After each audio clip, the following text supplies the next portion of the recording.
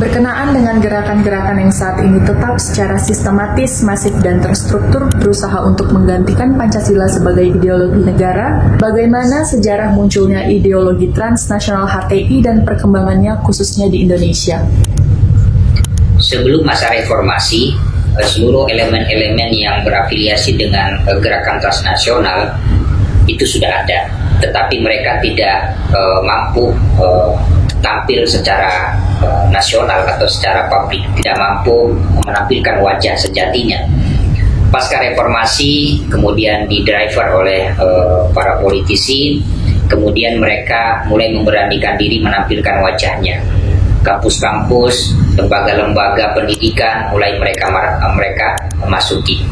Nah, Hizbut Tahrir ini adalah salah satu gerakan transnasional, gerakan politik. Jadi dia ini bukan gerakan dakwah. Saya katakan dia adalah gerakan politik, bukan gerakan dakwah.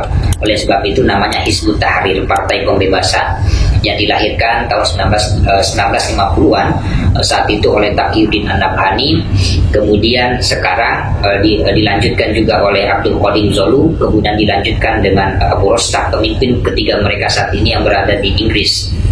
Nah, gerakan Hizbut Tahrir ini adalah gerakan politik karena saat itu Taqiyuddin An-Nabhani melihat situasi Palestina yang tidak kunjung jaya atau tidak kunjung menemukan sisi peradaban.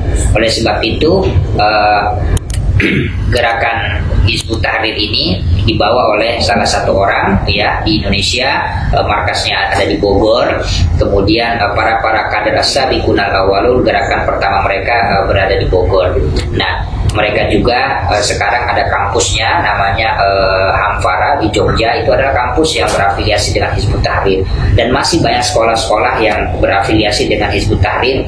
Tapi pemerintah belum sepenuhnya memberikan tindakan tegas, padahal gerakan ini sudah dinyatakan sebagai terlarang, sebagaimana terlarangnya Partai Komunisme, Marxisme, dan Leninisme itu sendiri. Nah, gerakan Hizbut Tahrir ini membawa sebuah tawaran yang dikenal dengan tawaran Khilafah Islamiyah.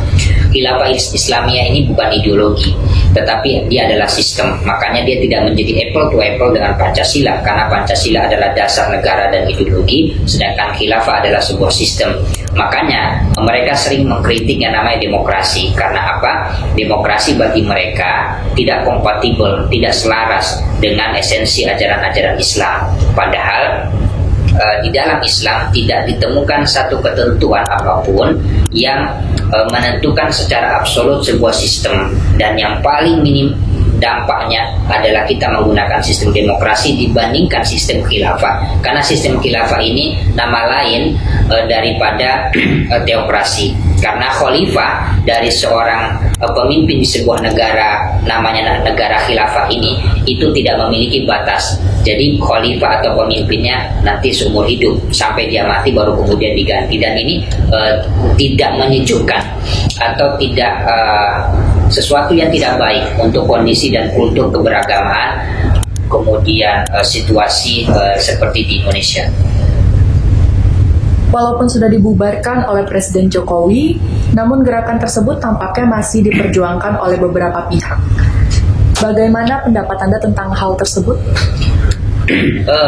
Para petinggi Hizbut Tahrir mereka mengetahui bahwa yang tidak dibolehkan adalah menggunakan atribut keorganisasian, dan itu mereka sangat memahami. Oleh sebab itu mereka melakukan upaya dan rebranding terbaru dengan membuat lembaga-lembaga atau gerakan bawah tanah. Dan ini mereka lakukan juga di Inggris, di Palestina, kemudian di Jerman, ya di berbagai negara. Ketika mereka sudah dilakukan oleh pemerintah sebagai organisasi terlarang, mereka melakukan gerakan bawah tanah.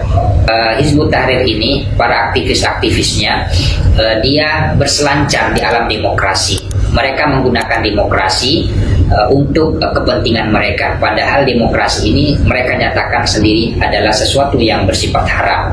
Jadi mereka menggunakan barang haram untuk mewujudkan ideologi atau sistem yang mereka inginkan, yang itu namanya khilafah. Nah, kenapa mereka terus masih perjuangkan? Karena bagi mereka khilafah ini sebuah mahkota kewajiban.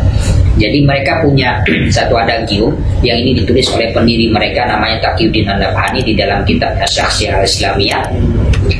Dia mengatakan bahwa orang yang tidak ikut memperjuangkan penegakan khilafah maka dia dianggap berdosa. Nah, dan dosanya adalah kategori dosa besar, yaitu dosa maksiat.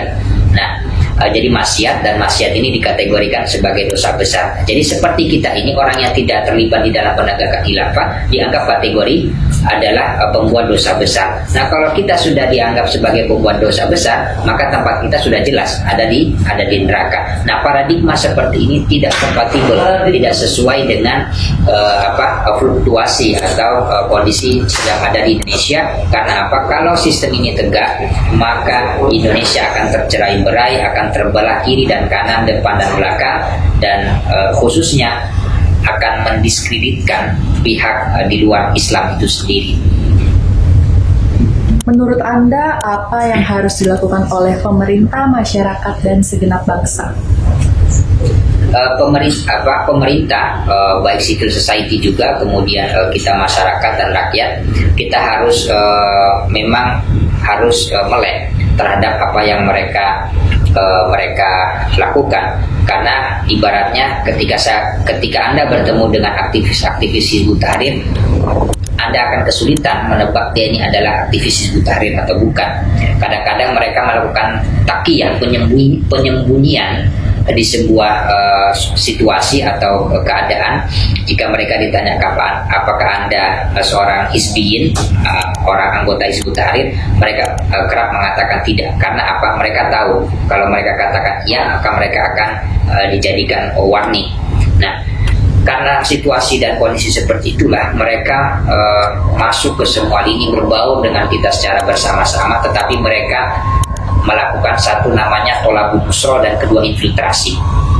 Mereka masuk ke semua lembaga pendidikan, pemerintahan, kementerian itu dengan strategi infiltrasi. Kalau mereka sudah masuk, mereka memegang jabatan yang strategis, kemudian dananya itu untuk dilakukan gerakan-gerakan kaderisasi khilafah sebagaimana yang terjadi di Palestina.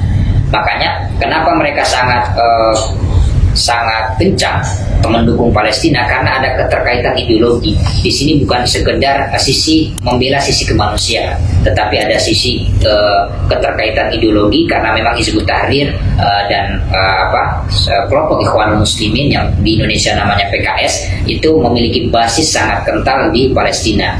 Nah, makanya kelompok yang made in Indonesia seperti NU Muhammadiyah itu netral, sedangkan mereka sangat berkeringat membela Palestina karena mereka memiliki keterkaitan ideologi.